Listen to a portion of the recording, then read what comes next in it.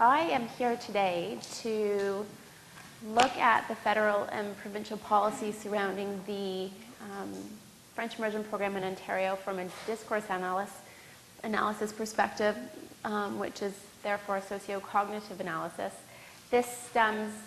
My look into the documents and the discourse analysis stems from 10 years of teaching experience in the French Immersion program, whereby the curriculum states, as mentioned in other sessions, that students should be graduating from the French Immersion program in high school, being able to enter into university and take courses in French, subject courses in French, such as science, history, political science, etc.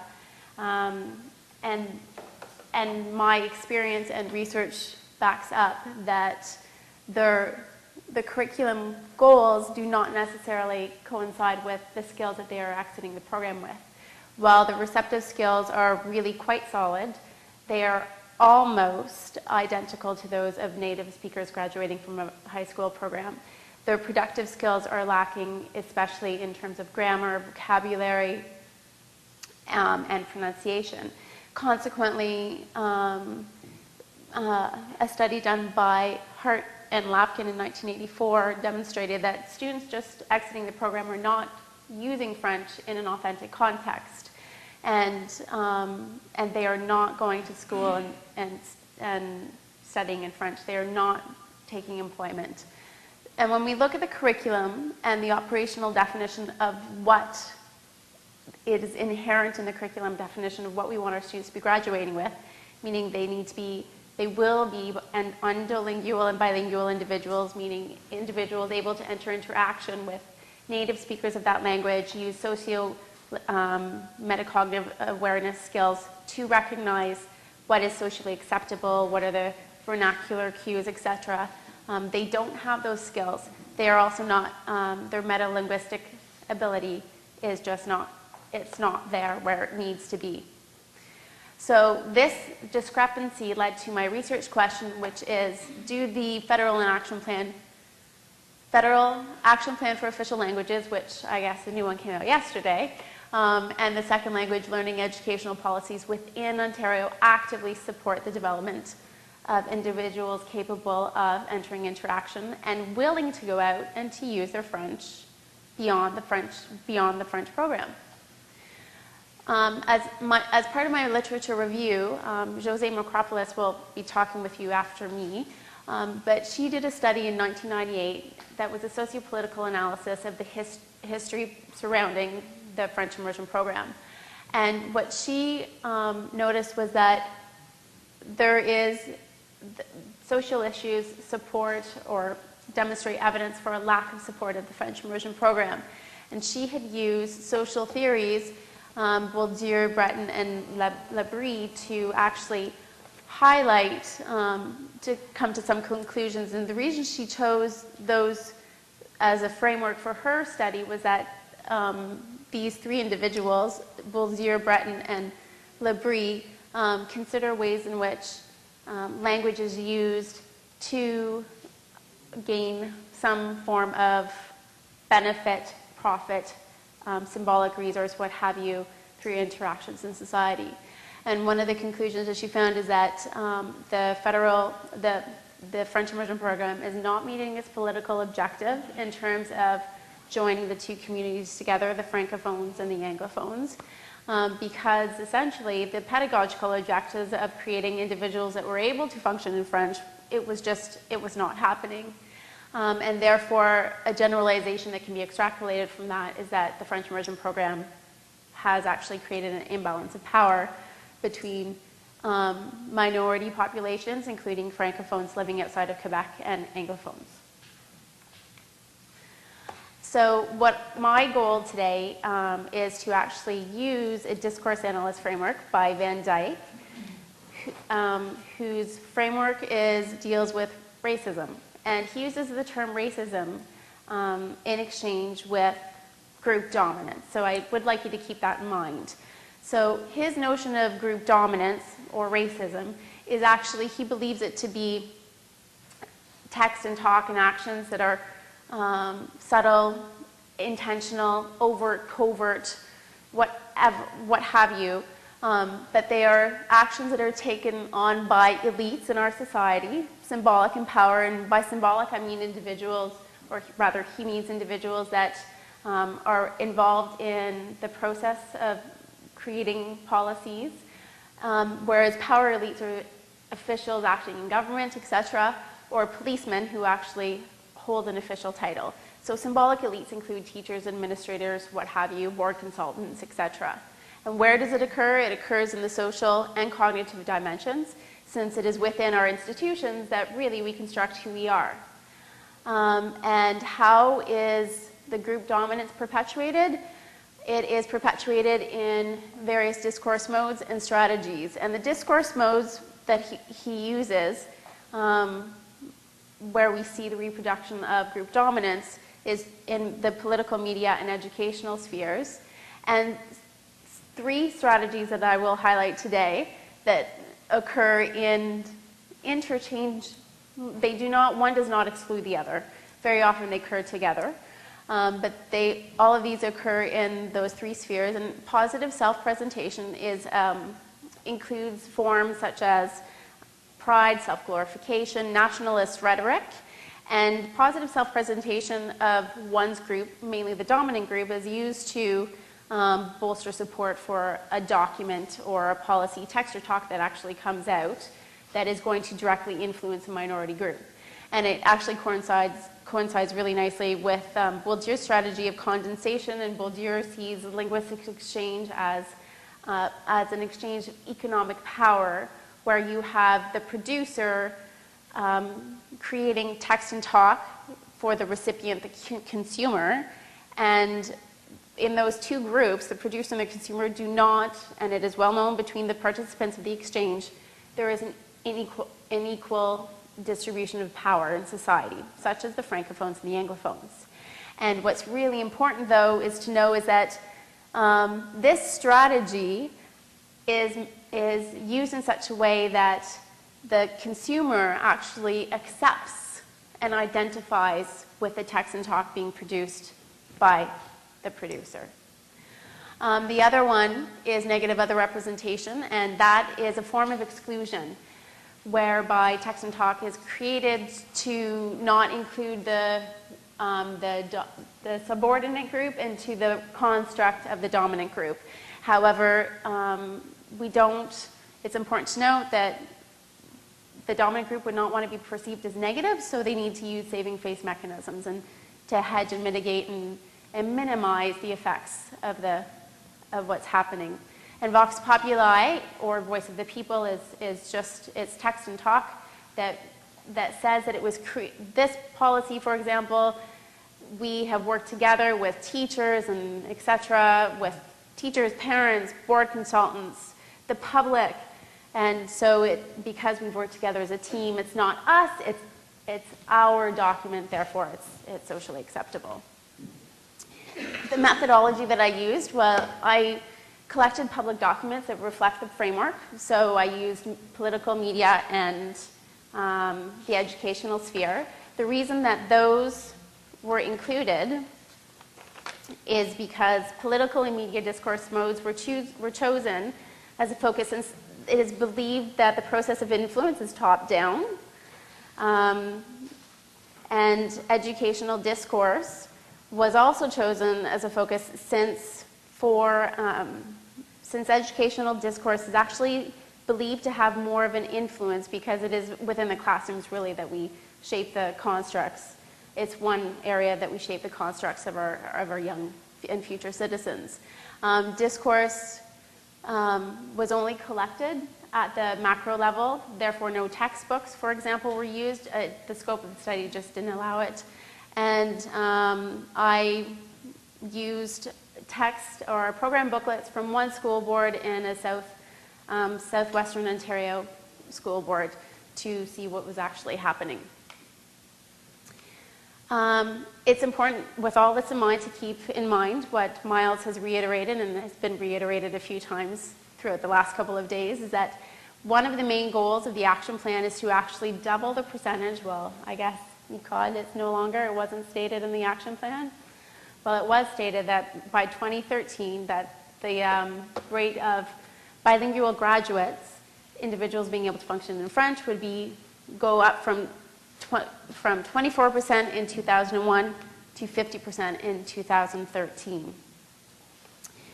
And as a teacher in the program, I found it very idealistic, wonderful. I would love for that to happen, but very frustrated because I just didn't see the support, and I didn't understand why there was a lack of support for it, because the teachers that I teach with are all enthusiastic and amazing people, hence my look into the policies. So the first, in the next few slides, I'm going to actually analyze documents according to first vox populi, then positive self-presentation, and then negative other representation. And here, this is a quote that was stated by Stéphane Dion when he was the minister responsible for the official languages in 2002. And here we can see that the minister actually states that we do need to treat the populations differently, meaning the francophones and the anglophones. And this is supported, this asymmetrical treatment of the two populations is actually reinforced by social theory, Darnell's theory of principle of horizontal and vertical equity. So it is legit and it is supported. However, if we also look at it from another perspective, from Van Dijk's perspective, this does act as a social calling whereby he is asking the Anglophone group to sympathize with the oppressed Francophone community because really it covers up past social injustices that have occurred in terms of Francophone community development. In the next slide, this is the former Commissioner of Official Languages, Dr. Diane Adam, who addressed an audience comprised of symbolic elites made at the 56th conference for the Association Canadienne d'Éducation de langue française, which the audience was comprised of Francophone symbolic elites, therefore teachers. Here, it's important to note that she is a Francophone, and she addresses the crowd in a way where she says, I would like to speak with you directly without any prepared formula, without any artifice, like friends who can confide in each other. So she uses their shared social heritage to establish a ground that is safe for the delivery of her message. And by saying, I do not want to rehash things that you already know, you know very well the challenges that lie ahead. She acknowledges, yes, this is going to be a challenge. However, she also, by saying this, acknowledges the fact that there is an inequitable balance that exists between the two populations. But, like friends who can confide in each other, she establishes the ground that make what she is going to deliver in this speech to the Francophone audience acceptable to them. And those needs that she was going to address were the needs as seen by the provincial government, the federal government for the Francophone community, for their advancement and support. In the next slide, here, in contrast with the previous opening remark, Dr. Diane Adam actually addresses a group of Anglophone elites to open up what's actually going to be stated for the Anglophones in the action plan. And so it is always a pleasure to speak before an audience that shares the same goals and the same conviction that learning a new language brings all kinds of benefits. As Canadians, as people with two linguistic heritages, we know very well that language is a way to embrace the world. Here, instead of calling on the social heritage that she doesn't share with the Anglophone community, she actually calls upon the intellectual aspect of plurilingualism and boasts its positive consequences, positive self-presentation, and states that she's identifying with the dominant population, that we know very well, that we know the benefits and we will experience the benefits. Therefore, by establishing a common ground with both parties, audiences, the then Commissioner of Official Language was able to actually profit from the socially acceptable discourse that she was delivering and that the needs of each community as outlined by the Action Plan for Official Languages would be perceived to be acceptable. And what's important is that,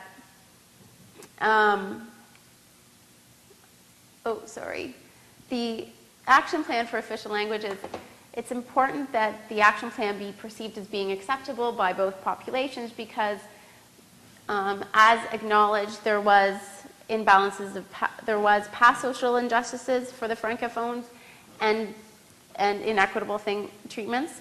So, 5 minutes, wow.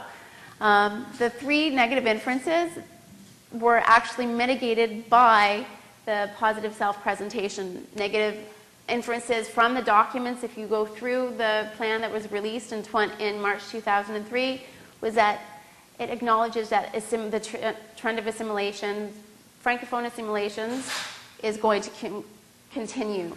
The objectives actually outline inequities that exist between what they're aiming to do for the Francophone populations, which is actually elevate, it says in the document, to elevate the status of the educational system so that it's comparable with that of the Anglophone.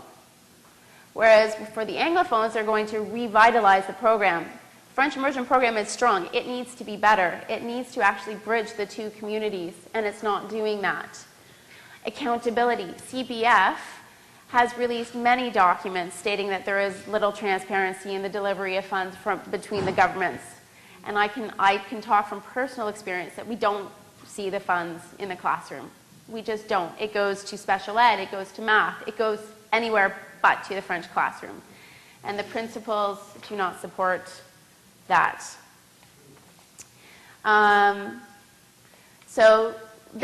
again, dominant populations, so the elites who deliver this need to actually save face. So they are going to boost the positive effects of the French immersion program to try to cover up the studies that have been done, although no recent studies have been done on the results of the French immersion program and the outcomes that the students are coming out with. But they like to emphasize the positive aspects. And here, again, this is Stéphane Dion, who emphasizes the strength of a minority not belonging to one of our 2 official languages in his ability to communicate in French. So again, polarization or negative inferences creates the us and the them. And that means that we have the obligation to promote language and French-speaking cultures. We Canadians, we will rise to this challenge if we stay united and if we stay resolute. Conditional clause that states that it might not happen. Polarization, again, in the documents, in the federal level, federal to provincial, provincial to school board, there is a reinforcement of the us and the them in all of those documents. Really quickly, the school board level. Out of 11 schools delivering the program, 8 schools required most of the courses for the 8 schools had to be completed through the compulsory credits. Only 3 other allowed the French immersion courses to surpass and fall over into grade 11. Only 3 schools offered math and science at the grade 9 level. No schools actually allowed for science and math to be studied in the immersion program at the senior level. Yes, there is a lack of teacher competency for sure, but it also reflects where society puts its values in science, in math, reading, and writing, not in languages. So the scope of my study, it was done at the macro level. It definitely needs to be expanded into the micro level, meaning we need to start looking at textbooks. We need to start looking at, Sharon had done a study about teacher perceptions of the French program, but we also need to expand it and to see how teachers and admin work together, or how they don't work together to make this program work. Because really, there is a lot of support. It is a wonderful program. We need to actually reinforce it and make it work better so that we can actually have students that are graduating from the program, communicating in French, seeking opportunities to enter into interaction with Francophones and building that bridge. Darnell talks about a legitimate education system, which is a system is only perceived to be legitimate by the audience if they can identify with it. We have currently Anglophones delivering the program and implementing the program. Where do we see that they are bringing in the Francophone values into the classroom? There is a gap, and it needs to be addressed. So we have a little bit of work to do.